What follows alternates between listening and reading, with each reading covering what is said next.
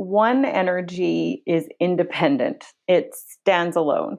A lot of times they are unique looking. These are the people that like to be sort of originals. Lady Gaga is a one. So is Justin Bieber, Miley Cyrus. Yeah, it's independent. They kind of, you know, have their own drumbeat going on. They're not really followers. One has a lot of leadership energy, and a lot of ones are entrepreneurs. They like to have their own company. They don't necessarily do well if they're working for other people. They like to be in charge. They like to be the boss. In a relationship, they've got to be careful that they're not just saying, "I can do this all alone," right? And then they end up alone because they put that out there. But yeah, one is a starter. They're really good at getting people excited about their ideas. They're not so good at finishing things. That's not their forte. They're the ones who just get everyone excited, get everyone on board, and then they prefer to sort of move on to the next. Okay. Okay. Two energy is very sensitive. These are the people that like to be in a couple. A lot of times I see twos that have their next girlfriend or boyfriend, lined up before they're Yeah. actually right out of that other relationship. They kind of go into the other. They come in pairs. J-Lo is a two. She's the marrying kind for sure. Yeah. Yeah.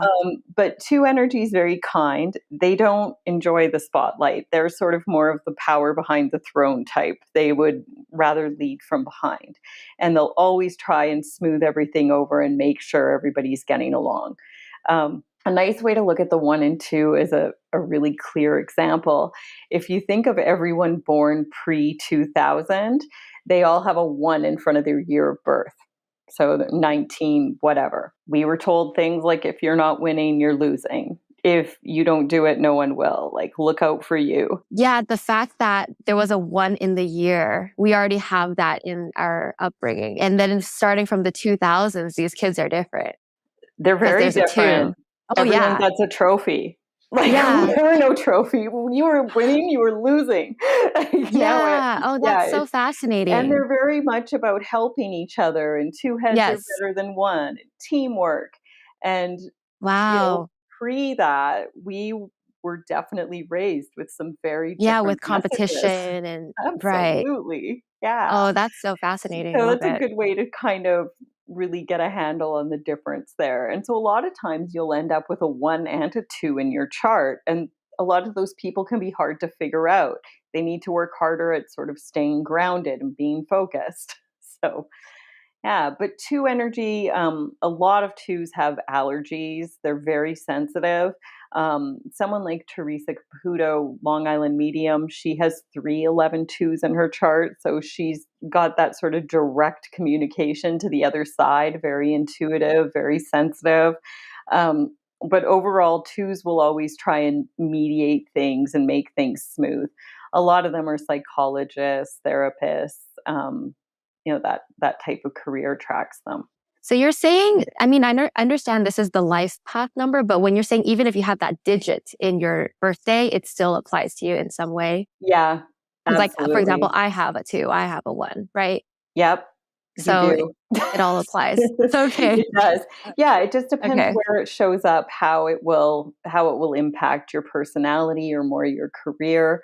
Yeah, so the 3 energy, this is the one that really loves the spotlight, and you've got that 3 birthday, right? So, but as a life path, these are people that, like Cameron Diaz, she has that big smile and she's, fills the screen.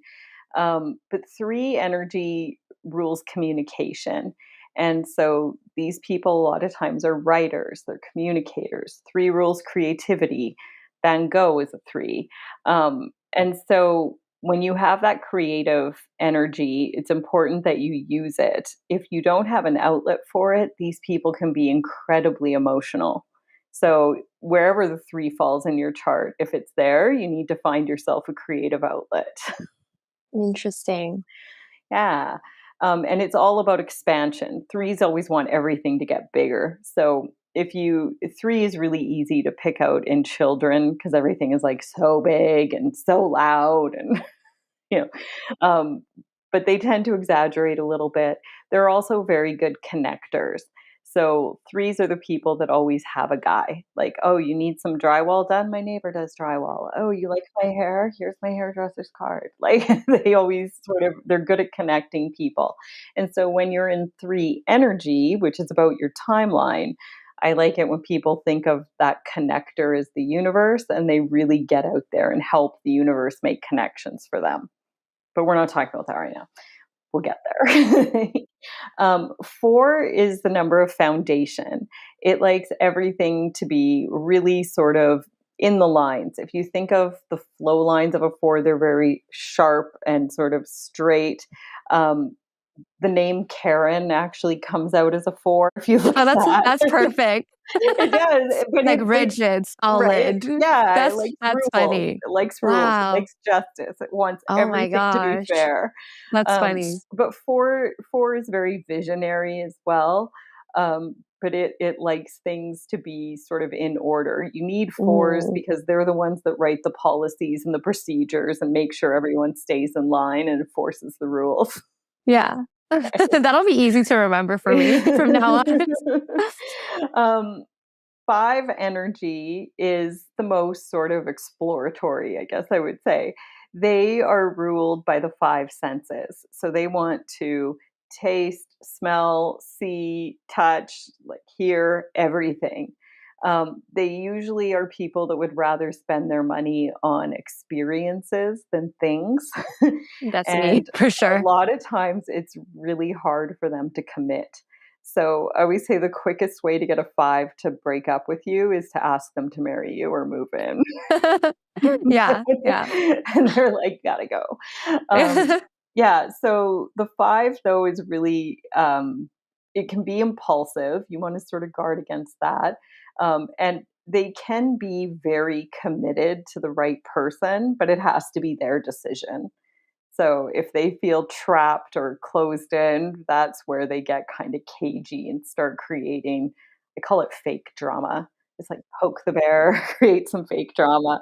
Yeah. But overall, the five is about adventure and freedom. And I would say with a five, it's time to get out of your box, expect the unexpected.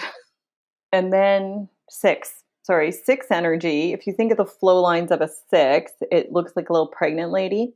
Um, they are the nurturers. They're the ones that want to take care of everybody. They often are sort of the ones mothering other people and being a little bit over involved in things that perhaps don't always involve them. um, Six energy is ruled by beauty and love. And so I would say if there were no sixes, the world wouldn't be a very pretty place.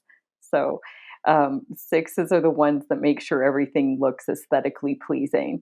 A lot of them are teachers, therapists, psychologists. They're very compatible with two energy. They're drawn to the same careers and things. But sixes, they either tend to have a litter of children or no children. So it's one or the other. But if they don't have children, they often have pets that they treat like children. So they love their animals, and animals love them. You can always tell if there's someone who has a lot of six energy because all the animal, they're like Snow White, they'll just Yeah, gravitate yeah. towards them. Yeah. Interesting. And they really love their home, their nest. That's always really important to them as well. And there's a lot of creative energy with six as well, so they have to make sure they have some kind of outlet for that. Um, they're the ones who tend to find themselves on the phone a lot, counseling all their friends, doing all of that.